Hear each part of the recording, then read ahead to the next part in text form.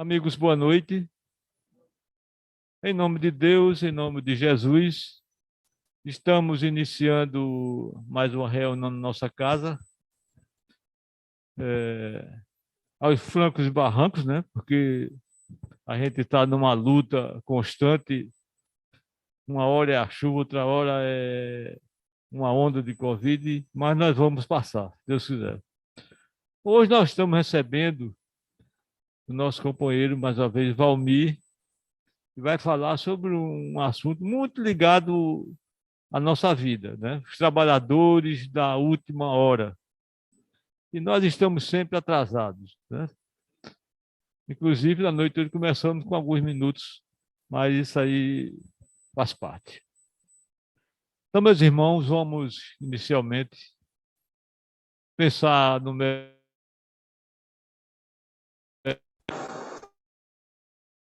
nossa prece inicial, que vai ser feita pelo companheiro Flávio Roberto. Senhor Deus,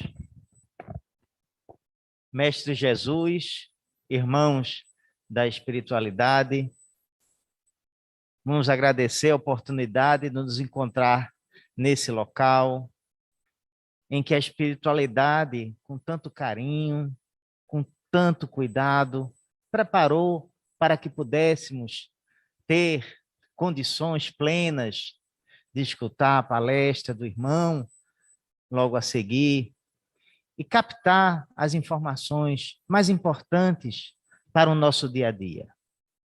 Que nós possamos elevar nosso pensamento ao alto, nos conectar com Jesus, com os seus enviados.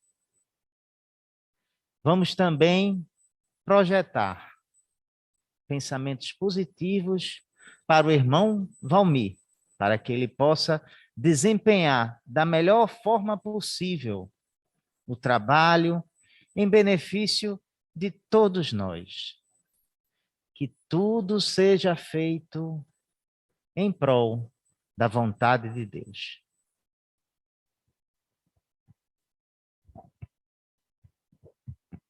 Assim seja. E em nome de Deus, pedimos permissão para iniciar a nossa atividade do dia.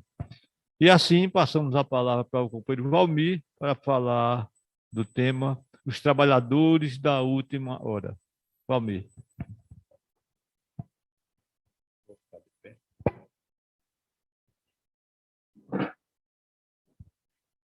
Meus irmãos, minhas irmãs, boa noite a todos.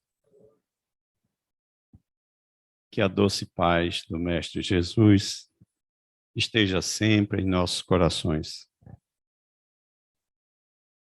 Se tomássemos uma criança aos 7 anos de idade, haveríamos de ver que ela ainda está em sua formação psicológica.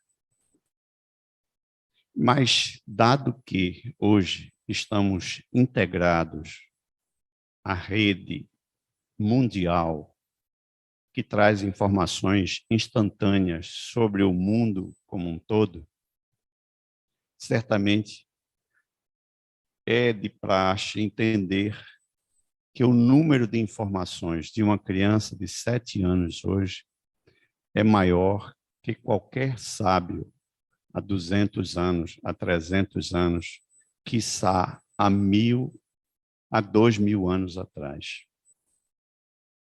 Quando o módulo lunar foi lançado do Cabo Canaveral pela NASA, através do maior motor construído até hoje, o Saturno V,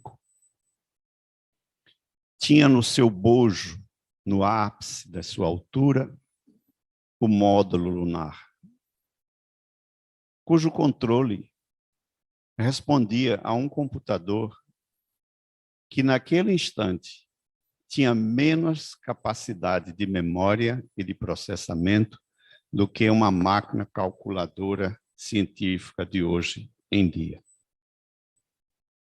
Então, naturalmente, que devemos pensar que um trabalhador de hoje é diferente na sua capacidade de captar informações, processá-las interiormente e fazer que essas informações, que são conjuntos de dados, passe a ser algo de que ele possa utilizar-se para se portar na condição de trabalhador. Então, hoje, conforme o título nos sugere, nós vamos falar dos trabalhadores da última hora. Sem dúvida alguma, que este capítulo de número 20 do Evangelho segundo o Espiritismo, ele tem algo diferente com as estruturas dos outros capítulos, visto que ele não apresenta o comentário de Kardec após a leitura do Evangelho, que inicia todos os capítulos do livro. Mas, antes que adentremos a leitura, gostaria de recordar que, se voltássemos ao contexto histórico em que estava sendo narrada esta parábola, a sociedade judaica de então tinha uma estratificação social que era baseada em 3 elementos básicos. O primeiro era aqueles que exerciam o trabalho religioso, mas que, ao mesmo tempo, eram juízes e políticos, uma vez que regulava a vida de relação entre os judeus. Exerciam também um poder moderador frente ao Império Romano, que todas as vezes que invadia uma região nova, tinham o costume de respeitar as religiões nativas, obrigando, entretanto, a que todos, oficialmente falando, usassem a língua latina para ser veículo de comunicação. É por isso que na Europa de hoje ainda vemos o português, o espanhol, o francês, o italiano, como sendo aquelas de origem latina. E, sem dúvida nenhuma, uma língua que vai também influenciar os anglo-saxões, que vai dar origem à língua latina. Na estratificação, é possível reconhecer os sacerdotes, representados pelos fariseus, saduceus, escribas, que eram esses que compunham a vida religiosa, política e jurídica, por que não dizer também econômica. Haviam os ricos, esses eram donos dos meios de produção de então, sobremaneira aqueles que tinham muitos barcos para exercer a condição de pescadores.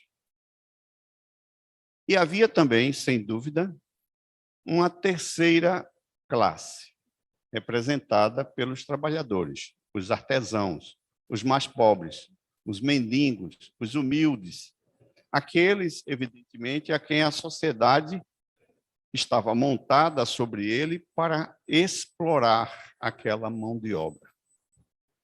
É lógico e evidente que no conceito judaico haveria de vir aquele que libertaria o povo, que faria que o império do reino de Deus se implantasse sobre a terra. Este seria, no imaginário judaico, aquele que viria à frente dos exércitos e que imporia a sua força, de modo a fazer o que tão orgulhosamente o judeu pretendia, de ser ele uma raça eleita para a construção do reino dos céus. Entretanto, era comum de então, à época, que ensinassem uma parábola judaica. em que dizia que um rei, para construir o seu reino, havia convocado muitos trabalhadores. E os bons trabalhadores, estes seriam regiamente pagos e, naturalmente, teriam garantido os seus empregos. Era o reino até então concebido dentro da liturgia judaica da formação do reino de Deus.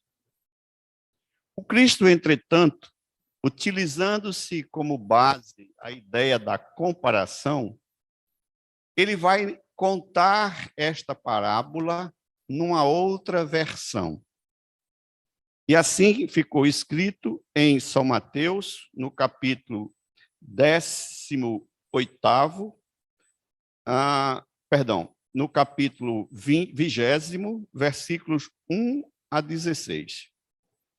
E ele diz o seguinte: o reino dos céus é semelhante a um pai de família, que saiu de madrugada a fim de aliciar, ou seja, contratar trabalhadores para trabalhar em sua vinha. É interessante porque na parábola original, difundida pelos judeus de então, o pai de família aqui era substituído pelo rei. Na verdade, aqui há uma outra concepção também. É que o Cristo, ao apresentar-se como Filho de Deus, ele colocava o Criador como sendo a figura de um pai. E todos nós, que somos frutos da criação, a figura, então, de filhos. Filhos, naturalmente, trabalhadores, uma vez que a vinha aqui não era restrito à vinha de uma fazenda, mas todo o universo corporativo. Então, ele vai dizer que o pai de família saiu de madrugada. Aqui mais uma informação. O dia judaico começa às 6 da manhã e termina às 6 da noite. É o dia. 6 da noite às 6 da manhã é noite. Então, naturalmente, quando ele fala de dia, ele está iniciando a marcação do tempo às 6 da manhã. Horários antes desse é chamado de madrugada, evidentemente. Então, o pai de família saiu para contratar trabalhadores ainda na madrugada. Tendo acertado com os trabalhadores que eles teriam uma moeda para sua jornada. Assim, com este contrato, com este acerto, com esta garantia de que os trabalhadores receberiam uma moeda. Em algumas versões bíblicas, falam do dinheiro de então, que era o denário.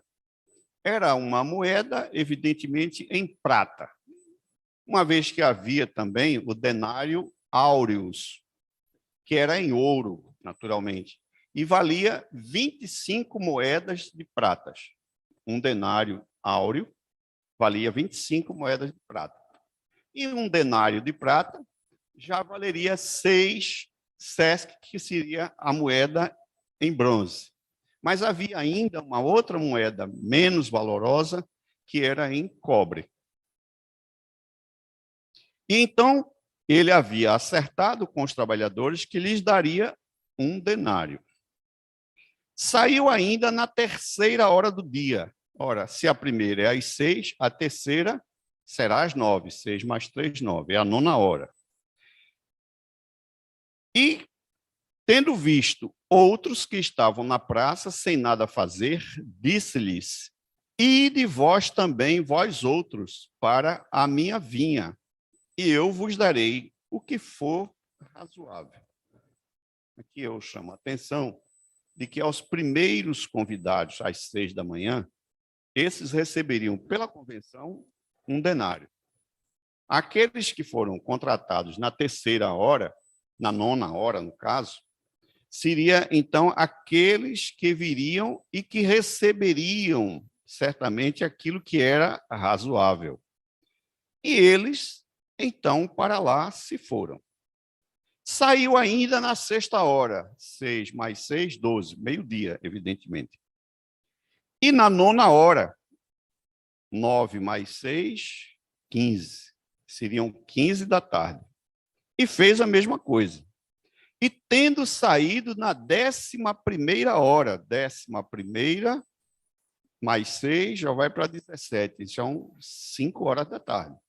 O dia terminaria às 6 da noite.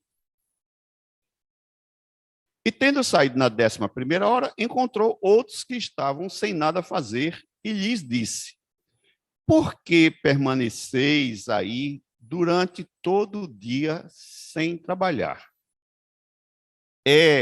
Disseram-lhe, porque ninguém nos aliciou, ou seja, ninguém nos contratou. E ele lhes disse: ide vós também, vós outros, para a minha vinha. À tarde, tendo chegado o senhor da vinha, disse àquele que tinha a incumbência dos seus negócios: chamai os obreiros e lhes pagai, começando desde os últimos até o primeiro. Aqui uma coisa estranha, porque ao determinar esta ordem, parece que seria mais justo que ele convidasse para pagamento aos primeiros que aceitaram o trabalho. No entanto, ele chama aos últimos que foram contratados. Logicamente, esses trabalharam tão somente de 17 às 18 horas. 1 hora, portanto, a última hora. Enquanto que os outros estavam trabalhando lá desde a madrugada, a primeira hora, às 6 da manhã. Chamai os obreiros e lhes pagais, começando desde os últimos até os primeiros. Aqueles, pois, que não tendo vindo para a vinha, senão quando a 11ª hora estava próxima, receberam um denário, ou seja, uma moeda cada um. Os que foram aliciados primeiro, às 6 da manhã, que lá estavam trabalhando já há 12 horas, vindo a seu turno, creram que se lhes dariam mais, mas não receberam além de uma moeda cada um.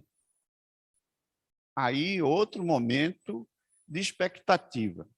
Porque os últimos, como receberam primeiro o pagamento, os que começaram a trabalhar desde as 6 pensaram: bem, se este aí já recebeu um denário, eu que estou trabalhando há mais tempo, desde as 6 da manhã, certamente irei receber mais. Corriqueiramente, pensamos assim. E assim, eles, quando receberam cada um denário, e em a recebendo, eles murmuravam contra o patrão, que era o pai de família, dizendo: estes últimos não trabalharam senão 1 hora, e vós os tornais iguais a nós, que carregamos o peso do dia e do calor. Naturalmente, a reivindicação deles é porque, pelo número de horas trabalhadas, eles haviam naturalmente trabalhado 12 horas, enquanto que os últimos a serem contratados apenas trabalharam por 1 hora, tão somente. Mas, em resposta, o dono da vinha disse a um deles: meu amigo, eu não vos fiz injustiça. Não acertaste comigo uma moeda pela vossa jornada? Tomai, então, o que vos pertence e ide. Por mim, quero dar a este último tanto quanto a vós. Não me é dado, pois, permitido fazer o que eu quero. E o vosso olho é mau, porque eu sou bom? Assim, conclui Jesus, os últimos serão os primeiros, e os primeiros serão os últimos. Porque há muitos chamados e poucos os escolhidos. Aparentemente, esta é uma causa natural para chegar nos nossos tribunais de justiça. Convocado certamente o TRT, o Tribunal Regional do Trabalho, certamente ele haveria de dizer o que está escrito no contrato. O contrato era para que recebesse um denário por um dia de trabalho. Ao final do dia, o patrão não só saldou a dívida de um denário com os que começaram a trabalhar às 6, mas resolveu ele, de moto próprio, sem prejudicar ninguém, pagar um denário ao que foi contratado na última hora. Do ponto de vista, certamente, jurídico, não há nada a ser reclamado. Mas poderíamos dizer assim, do ponto de vista econômico, tragamos do momento contextual em que o Cristo estava para os nossos dias. À luz da economia moderna, tomando com base, por exemplo, um contestador da sociedade econômica de então, um filósofo, um economista, um dialético, chamado Frederic Karl Marx, contestador por natureza.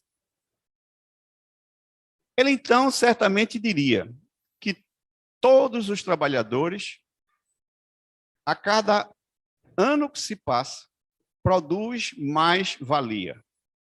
Apenas para explicar o termo, mais-valia quer dizer, um trabalhador do século passado poderia trabalhar com 20 teares, por exemplo, porque eles não eram automatizados, porque eles eram pé duro, digamos assim, tudo tinha que ser feito manualmente. Hoje, as máquinas são automáticas. Eu me lembro bem que um político brasileiro, pernambucano, Tales Ramalho, por sinal, ele foi convidado para ir a uma máquina na Coreia, a uma fábrica na Coreia. E quando ele chegou lá, devido à questão do fuso horário, já era noite. Mas o anfitrião resolveu levá-lo a uma indústria coreana, uma indústria de tecido. E ele ficou pensando, disse, mas meu Deus do céu, eu mal cheguei de viagem e ele faz questão de me levar. É que naquele ano, e já faz algumas décadas para trás, quando ele chegou à fábrica, estava tudo fechado. Mas antes que alguém viesse abrir o portão, o condutor tocou numa... E o portão abriu. Aquilo já assustou a ele, porque controle remoto não era uma coisa muito comum. Quando o carro se aproximou do estacionamento, a luz acendeu. Ele disse, nossa, isso deve ter alguma coisa errada. E então ele adentrou a fábrica, que estava escura naturalmente, mas quando a porta foi aberta, as luzes pareciam indicar o caminho, porque iluminava um sentido de trajeto das pessoas que vinham adentrando a fábrica. Pasmem, a fábrica não tinha um trabalhador. Tudo estava trabalhando, porém tudo robotizado, tudo estava automatizado. Certamente que haveria ali trabalhadores, naturalmente. Não se sabe em que horário exatamente estava ele presente, mas imaginava-se que tivesse trabalhadores. Só que o que a gente podia pensar é o seguinte, devido à robotização, devido ao automatismo, um trabalhador do século XX, do século XXI, produziria muito mais do que um trabalhador de séculos passados, naturalmente. Porque esse detinha uma condição diferenciada do ponto de vista das informações, do ponto de vista dos dados, do ponto de vista, naturalmente, do avanço tecnológico. E aí, podemos dizer, comparando a questão do trabalhador que tinha trabalhado 12 horas do trabalhador que tinha sido convidado na última hora. Se extrapolássemos o dia para falar de séculos, para falar da questão da mais-valia, da capacidade de produção do último, haveríamos de ver que os primeiros são menos privilegiados porque produzem menos. Os últimos são mais privilegiados porque, possivelmente, já estavam pavimentado a questão do conhecimento, porque quem vem por último, certamente já carrega consigo as experiências dos que vieram anteriormente.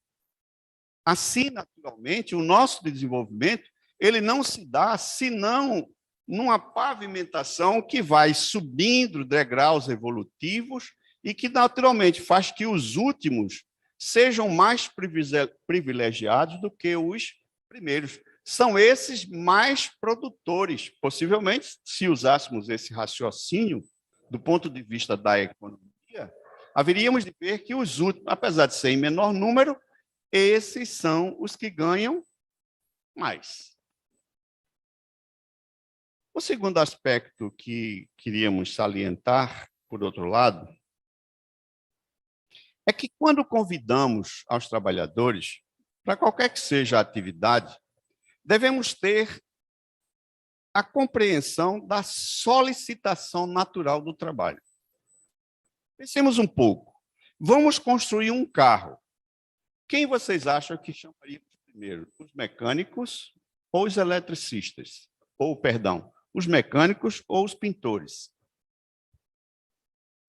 Vamos construir uma casa.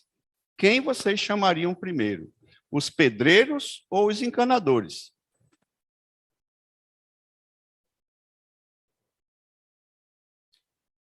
Certamente que há uma lógica para o convite. O convite ele não é aleatório, mas ele é solidário com o tempo. O que eu quero dizer com isto? É que nas empeleitadas do passado havia uma solicitação maior pelas forças, pela robustez, pela resistência. Hoje, com o nosso maquinário, com nossa tecnologia, já é outros os que são chamados. Muda o perfil, evidentemente, daqueles que são convocados. Qualquer um de nós aqui que esteja procurando emprego sabe que cada vez mais precisamos desenvolver a capacidade de especialização, ou seja, temos que conhecer mais especificamente de uma coisa do que de todas as coisas. Daí a gente dizer que um clínico é alguém que conhece muito de muito pouco. Aliás, ele conhece pouco de quase tudo. É o médico clínico geral. Mas o especialista é aquele que conhece muito de quase nada. Ele só conhece o da área dele. Então, certamente, hoje mudou o perfil. E, naturalmente, a remuneração é de outra ordem, logicamente falando. Além disso, podemos dizer que na parábola que o Cristo vem demonstrar, ele está falando do reino dos céus. Ora, o reino dos céus tem uma solicitude, tem uma necessidade diferenciada de nós, do ponto de vista da matéria. Porque o Cristo, certamente, como nos disseram os Espíritos, ele coloca-se sempre do ponto de vista espiritual, para que pudéssemos de lá enxergar as coisas da terra. Embora o homem, às vezes, quer fazer que as coisas sejam vistas do ponto de vista da terra para o ponto de vista espiritual. O que o Espiritismo, então, nos ensina e nos faz compreender é que o nosso ponto de vista não tem que ser do ponto de vista da matéria, porque esta é passageira, porque esse não é o destino final, porque esse não é, certamente, aonde iremos permanecer por toda a eternidade. Embora eu possa dizer que não somos criaturas eternas, mas somos criaturas imortais. Não somos eternos porque o Criador do universo, ele nos fez em algum instante. Ele nos criou. Embora os espíritos nunca nos revelaram um instante dessa criação. Mas, naturalmente, temos um princípio, temos um início, temos um começo. E aí somos premiados com a imortalidade. É lógico e evidente. Sendo a vida um bem que nasce de uma outra vida, segundo o que nos declara a própria ciência biológica, assim a vida ela está presente na criação desde o momento da infinitude, desde o princípio. O princípio eterno, evidentemente, do Deus Criador. E na medida em que a ciência da astronomia determina que astrofisicamente o universo está em expansão. E para ocupar estes novos espaços, novos espíritos também estão sendo criados. E para educar esses novos espíritos, novos Cristos estão sendo preparados. São criaturas que, certamente, pela sua inteligência, amplia a sua compreensão, esta capacidade de interiorizar a inteligência que paira sobre o universo em todos os rincões. Em qualquer que seja a latitude ou longitude que queiramos seguir, haveremos sempre de perceber a grandeza, a harmonia, a beleza que há em toda a criação. Marca registrada do ser criador, que conforme nos disseram os Espíritos, na questão número 1 do Livro dos Espíritos, é a causa causal, é a inteligência suprema. Então, certamente, nós temos no nosso DNA espiritual esta marca. Quem lê lá a questão número 23 do Livro dos Espíritos vai estar lá também escrito, que é o espírito. E a resposta é seres inteligentes da humanidade.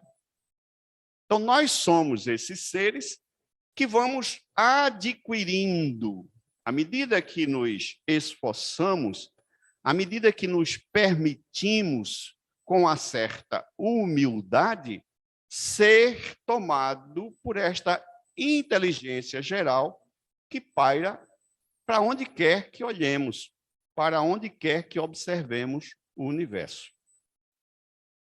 E aí, certamente, a gente há de compreender que esses trabalhadores, eles tinham também uma característica humana. Porque, humanamente falando, a gente até pensa assim, mas realmente, alguém trabalhou 12 horas, vai receber um denário, o outro trabalhou 1 hora, recebe um denário também, dá uma raiva do danado. Imagina você que juntando todas as suas economias, você compra um carro de 70 mil reais. Uma maravilha. Nesses tempos modernos, de tudo automatizado, é aquele carro que você faz e ele abre a porta. Fantástico. Mas imagina que você, com toda alegria, vai mostrar ao seu vizinho, que aproveitando aquele momento, mas eu tenho algo a te mostrar. Fantástico. Tu compraste por quanto mesmo esse carro? 70 mil. E ele diz, olha, eu comprei outro.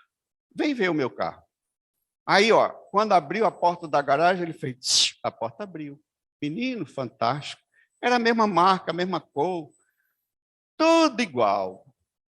Mas imagina que ele disse que custou 60 mil reais. A alegria daquele que pagou os 70 mil, logo murchou. Logo ele ficou pensando, mas eu perdi 10 mil. E ficou triste. Deu uma danada de uma coisa chamada inveja. A gente, então, encontra meios, né, de fazer o outro também se sentir um tanto quanto triste, diminuindo a condição de se festejar condições melhores que a nossa.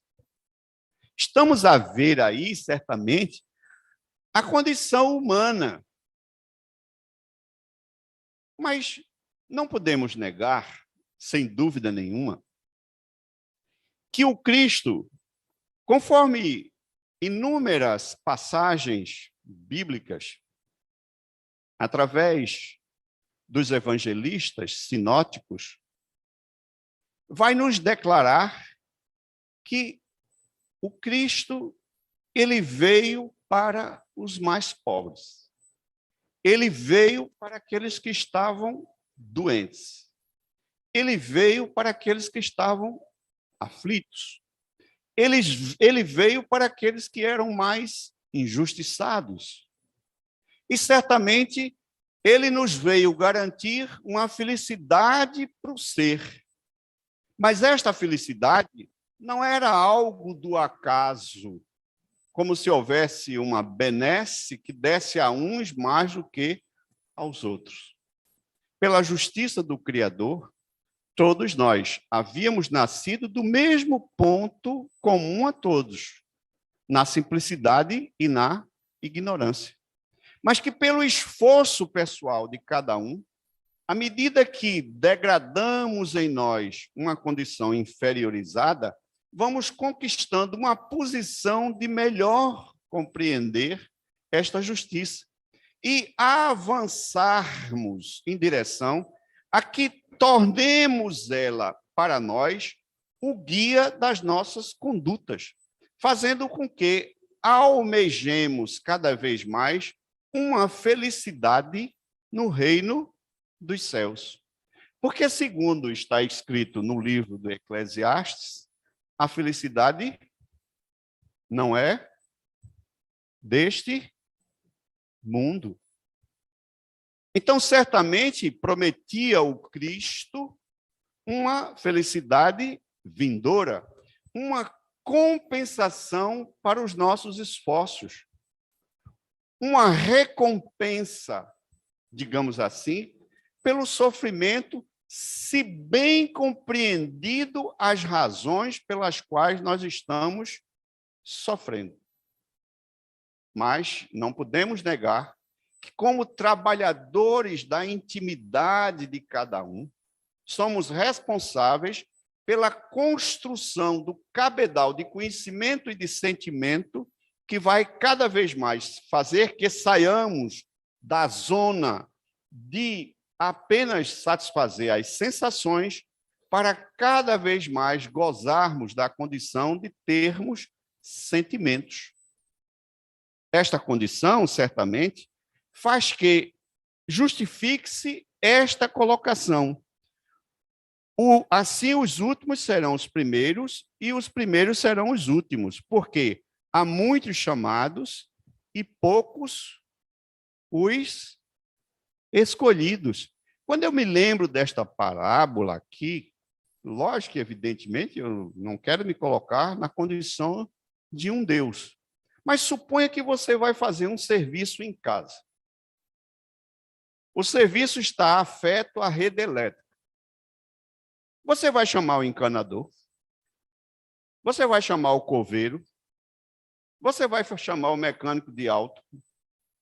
É lógico que você vai chamar aquele que já tem condição de atender. Daí ele dizer, muitos são os chamados, mas poucos de fato estão habilitados para trabalhar na vinha do Senhor. Esta vinha, evidentemente, ela decreta uma sequência natural dos fatos. Quando se fala em trabalhadores de última hora, não estamos sendo cobrados da mesma maneira que foi cobrado no passado, porque outras são as nossas condições. Já temos informações bastante para não cometermos os mesmos erros. Já podemos, evidente, tomar como atitude, observar o outro e fazer, como diz o matuto nordestino, né? Colocar a barba de molho quando vê a do outro pegando fogo. Você não precisa sofrer nos mesmos erros. Você não precisa optar por ser infeliz. Você pode já decretar que quer ser feliz. E é um direito natural de todos nós. Os espíritos vão dizer que todos nós haveremos de experimentar a necessidade de 4 coisas. A primeira é viver. A segunda é amar. A terceira é gozar. Mas a quarta, comum a todos nós, é ser feliz. Porque ninguém nasceu sob a marca de que deveríamos guardar ou carregar toda a infelicidade do mundo. Não. Mas quando Kardec pergunta aos benfeitores espirituais qual o motivo da felicidade dos bons espíritos, a primeira coisa que eles nos disseram foi conhecer todas as coisas. Porque ninguém pode ser feliz se somos ignorantes das coisas, porque aí a gente seria um bobo que ri à toa. Precisamos conhecer, e já não somos os trabalhadores das primeiras horas. Como é que entenderíamos, então, teologicamente falando, que alguém pudesse receber a mesma quantia que o outro lá atrás recebeu? É simples, teologicamente falando, eu estou dizendo, restrito à religião. Poderíamos dizer, quem não é feliz e alegre quando se converte a uma religião? Quando você adentra um neófito à religião, você vai aprender coisas, você vai se sentir feliz e vai continuar ali enquanto essa felicidade lhe perdurar. No dia que você pensar diferente, você já não terá a mesma alegria, mas você sai e virá procurar outras que esteja à altura da sua felicidade. Na verdade, cada um de nós procura alimentar-se do alimento que lhe é próprio para poder digerir. As casas espíritas, eu costumo frequentar, tem uma variação assim de frequência muito grande. Há instantes que eu vou em casas onde tem 5 pessoas, outras têm 60, 70 pessoas. Logicamente, não é a questão do número aí, é a questão da necessidade do alimento. É que o Espiritismo não faz prosélitos, o Espiritismo não cria cruzes pesadas para ninguém carregar. O Espiritismo esclarece de maneira racional. O Espiritismo consola pelo esclarecimento. É nesse sentido, certamente, que todos nós somos convidados a atuar. Não é atuar sem raciocinar. Não é aceitar cegamente o que as escolas religiosas nos dizem. É preciso questionar, é preciso perguntar, é preciso querer se, cada vez mais, tornar-se um questionador. Um questionador, porque Deus, certamente, quando nos convida, é porque já há elementos dentro de nós que está próprio ao instante do trabalho. Então, precisamos, urgentemente, nos iluminar com esses pensamentos, com essa sabedoria. O trabalhador da última hora tem direito ao salário, mas é preciso que a sua vontade tenha estado à disposição do Senhor, que devia empregá-lo. E que esse atraso não seja o fruto da preguiça ou da má vontade.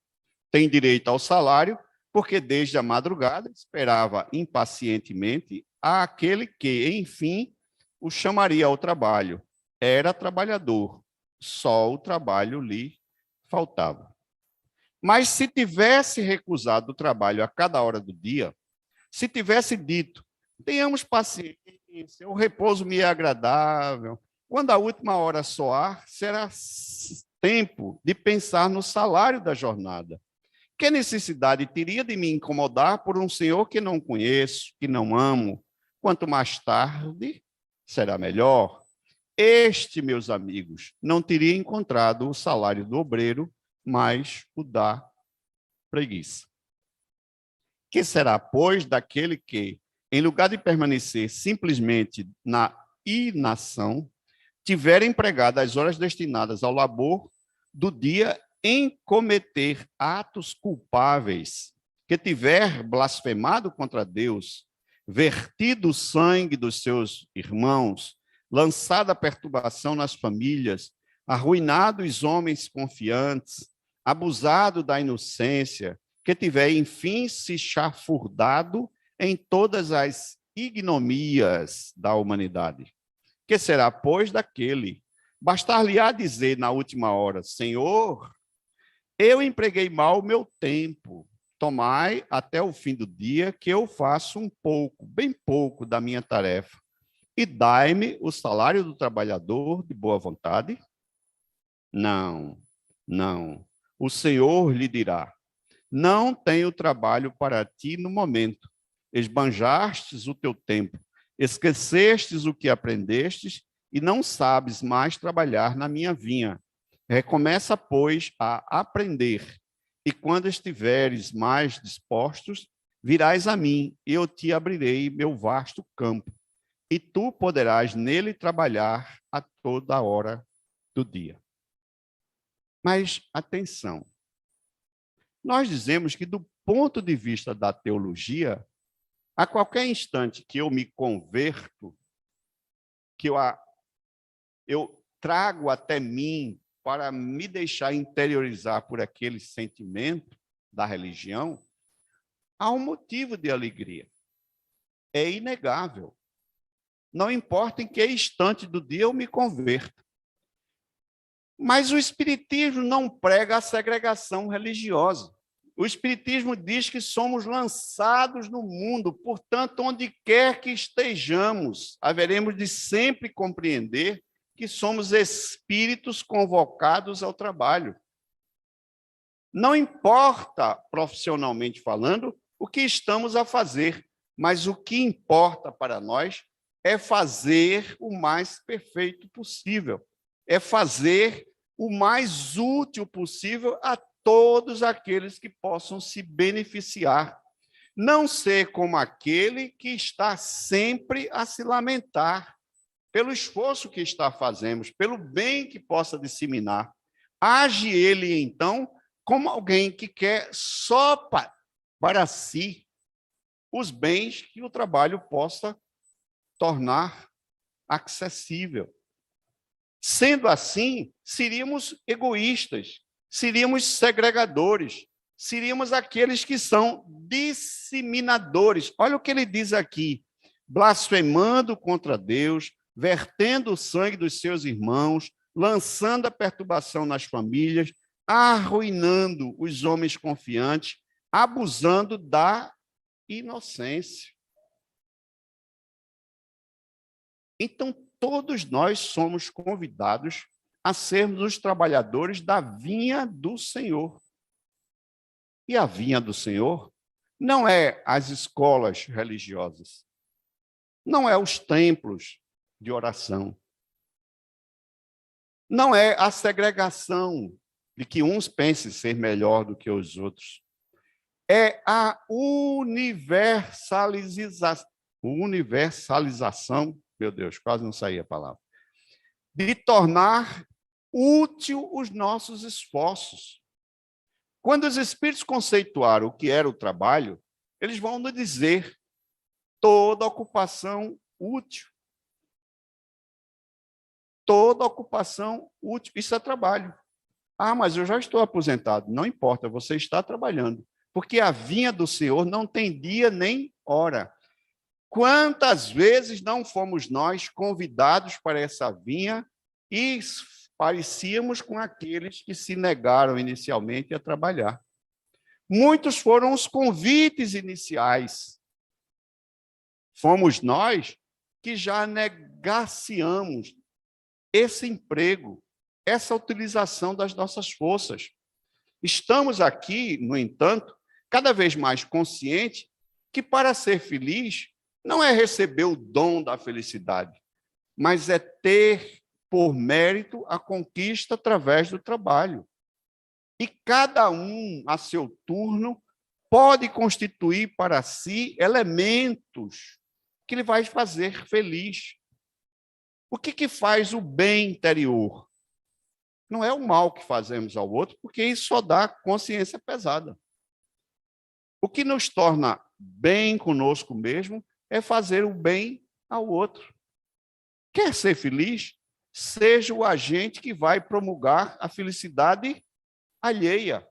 Seja alguém que, esquecendo-se das próprias dores, procura sanar as dores alheias. Você vai ver como somos nós ajudados. Quantas graças não haveremos de render a Deus por tanto que já temos recebido.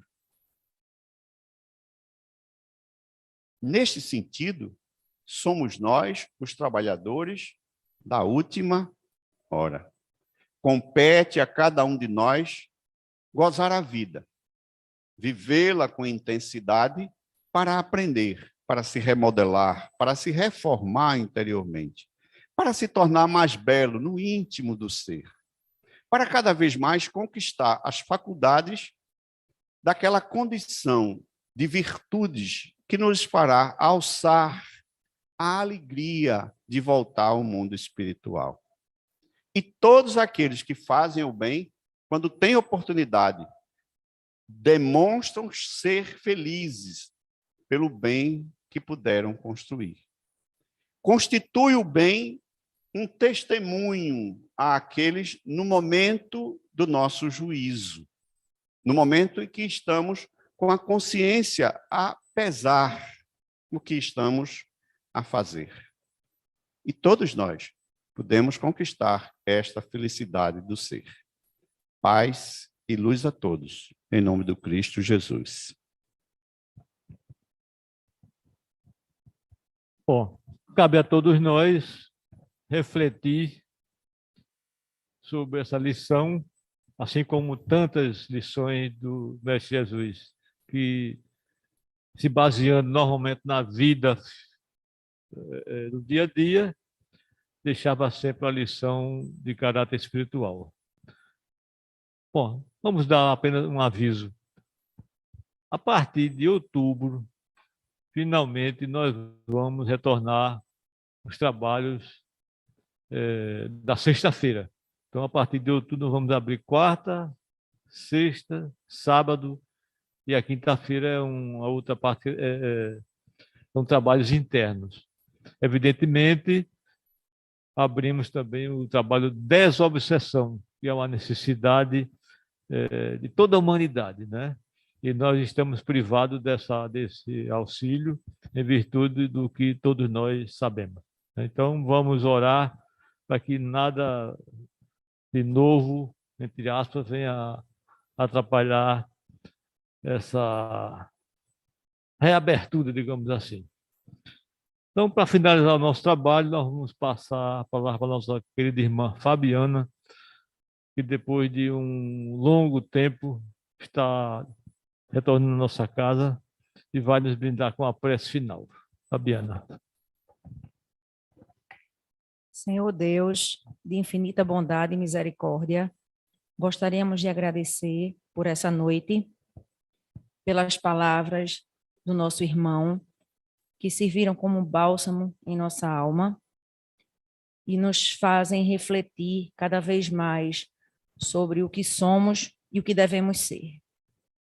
Pedimos a Deus paz, esperança e perseverança para que os nossos trabalhos aqui nessa casa sejam continuados a partir de outubro e que nós possamos, de fato, perseverar para que possamos trabalhar e nos ajudar e ajudar o nosso próximo. Nós precisamos muito desse trabalho. A humanidade precisa muito desse trabalho. E por motivos muito fortes foram parados, mas que estamos cada vez mais a precisar de tudo isso. Que nós possamos ter fé, força e coragem, que tudo dará certo e que nós vamos trabalhar e nos unir para ajudar uns aos outros. Que Deus nos abençoe e nos ilumine sempre. Que assim seja.